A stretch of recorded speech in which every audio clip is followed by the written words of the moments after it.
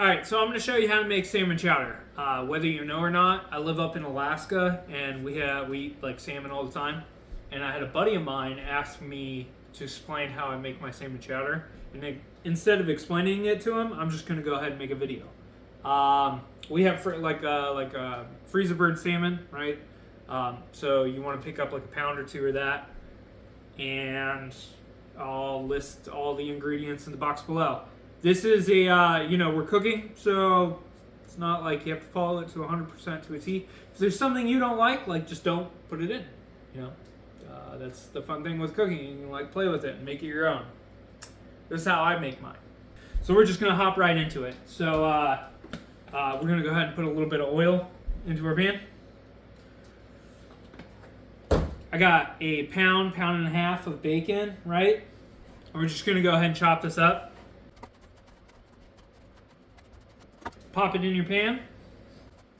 So the way I make my salmon chowder, instead of adding a roux to make it thick, I'll dice up a bunch, like 4 small potatoes, really small, and add it in now. So that way they overcook and get mushed down and make it a lot more creamier instead of using a roux.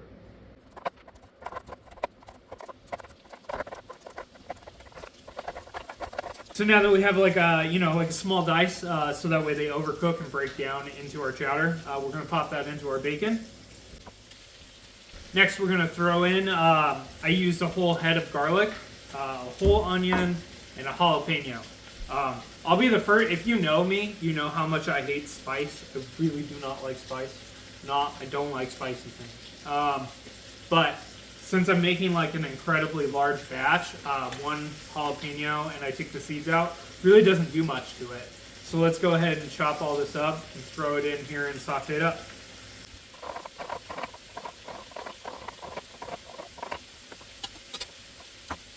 Took all the seeds out. Make sure you rub your eyes after you handle a jalapeno too. It'd be real fun. You only do that once. Actually, don't do that or touch anything. It burns a lot. Don't go pee after cutting a jalapeno.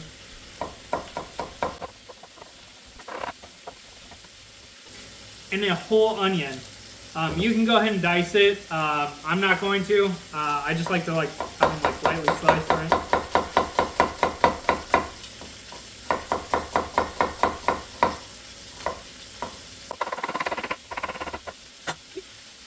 You only get yelled at so many times for not having thick slices that you actually get them down nice.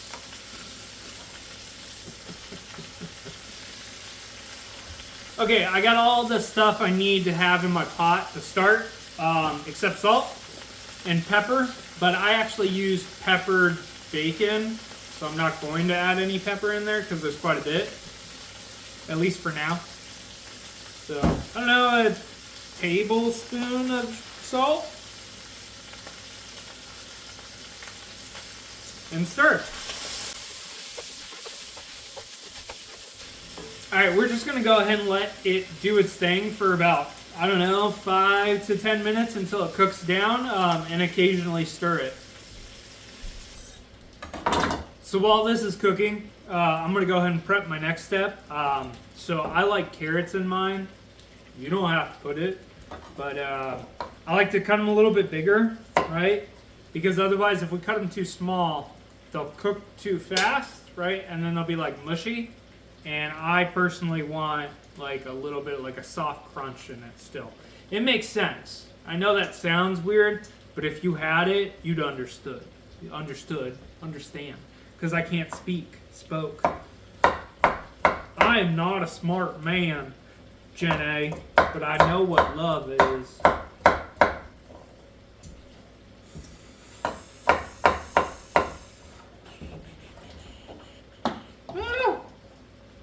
That one, the dog loves carrots, so that one's not going to waste.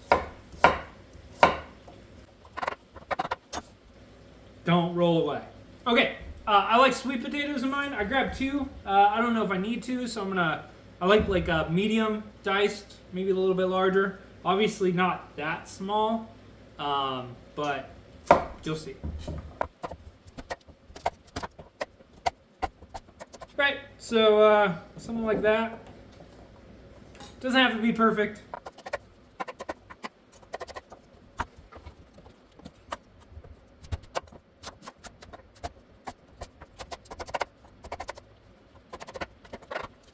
And lastly, I still put like potatoes in it, like on top of those, right? So that way, when you're eating it, I should have got Yukon Golds or red potatoes. All I had is Russell, but I prefer buying like Yukon Gold or Reds for this. But it's not gonna hurt.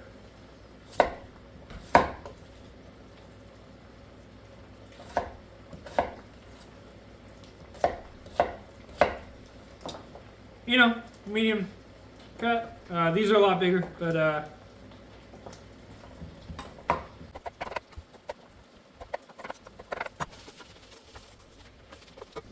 and I know somebody out there is going to be like, oh, you should cook the bacon and then take the bacon out so that way you can strain the fat.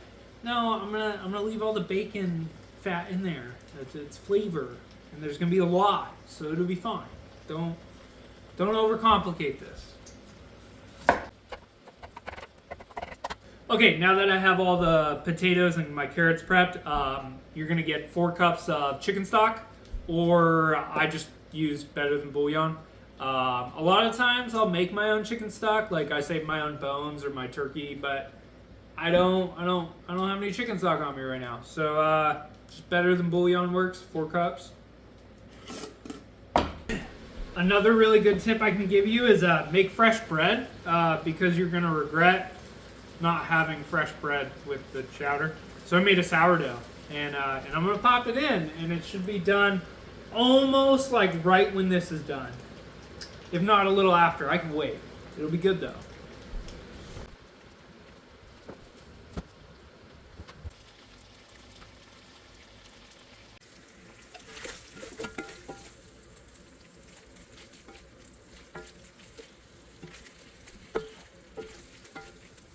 Okay, now that everything in here is cooked down really well, we're gonna go ahead and add our potatoes, carrots, and chicken broth into our pot. No.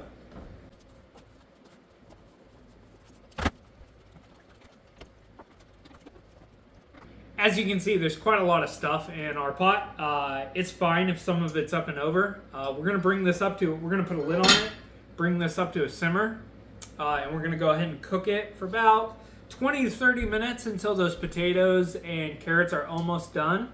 And then we're gonna go ahead and add our cream and salmon, and it'll continue to cook for another 10 minutes. So obviously we don't want to cook our, like, overcook our potatoes or like have them all the way cooked, right? So when we check them with a fork, they're still going to be a little undercooked.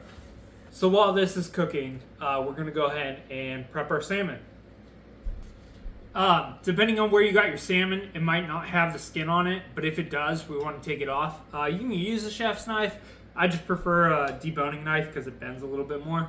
And I also keep mine just slightly a little frozen, so it's been de-thawing, but it's still slightly frozen, and I feel once it's completely de-thawed, it's harder to take off from the skin. So it doesn't have to be perfect. Do the best you can.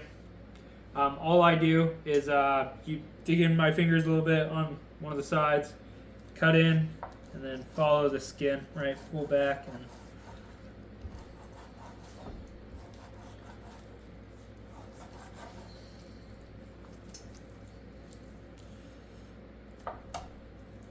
and that's not the greatest, but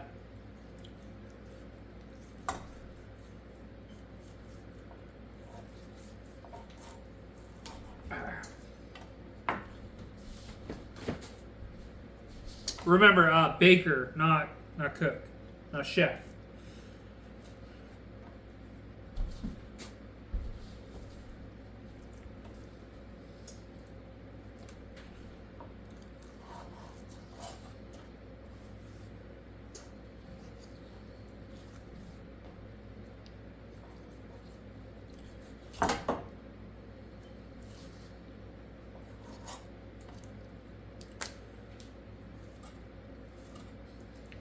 I mean, that's not too bad.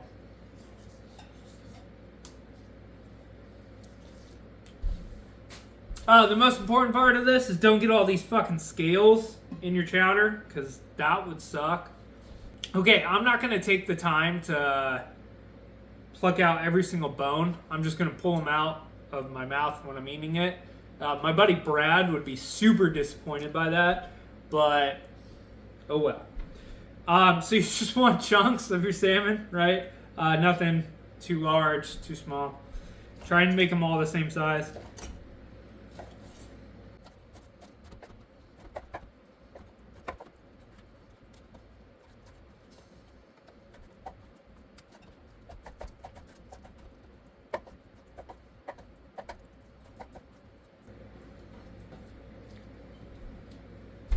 Also, we need 2 cups of cream.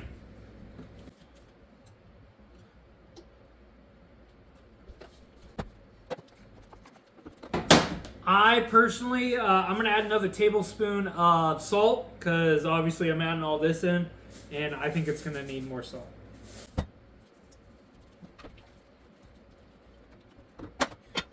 Sweet, we're just going to let this simmer and forget about it for about 20 to 30 minutes.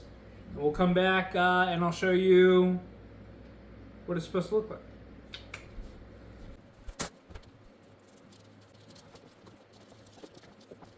Okay, so this has been cooking for about 20-ish minutes on like a low simmer, low boil, right?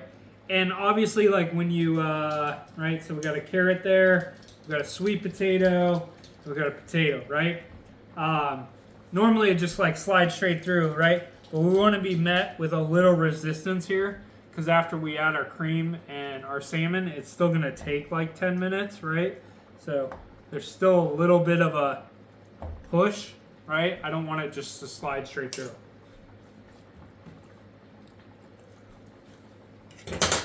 So we're going to add our salmon and our cream, still on a low simmer, and cook for about 10 more minutes.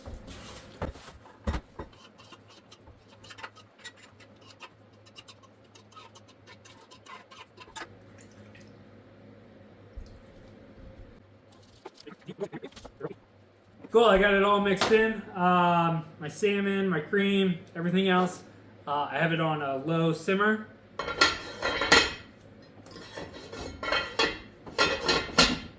Put my lid back on and let it go for about 10 minutes. Okay, it's been 10 minutes. My salmon is cooked. It's ready to go. It might not seem like super thick like now, but that's just because it got cooked and it was hot. Once this cools down, it's gonna be super thick, very tasteful. It's always better the next day anyways. Serve yourself up. I made some bread. I'm gonna top it with some smoked paprika, a little bit of pepper, a little bit of salt, maybe a touch parm. Yeah, world's yours. Tell me what you think below, and don't forget to subscribe. Thanks for watching.